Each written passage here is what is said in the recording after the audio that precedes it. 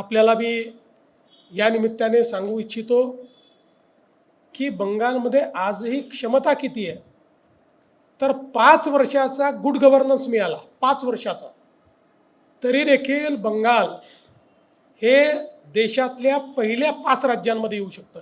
ही क्षमता बंगालची आहे. पण त्याकरता गुड गव्हर्नन्स आणावा लागेल. आणि आपल्याला माहिती आहे देशामध्ये गुड गव्हर्नन्स हे मॉडेल आपले पंतप्रधान नरेंद्र मोदीजींनी तयार केलं आहे. आज आपण पाहू शकतो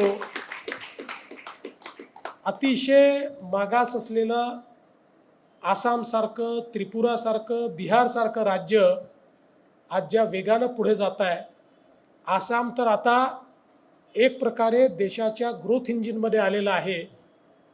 देशाची सेमीकंडक्टरची भूक आता आसाम पूर्ण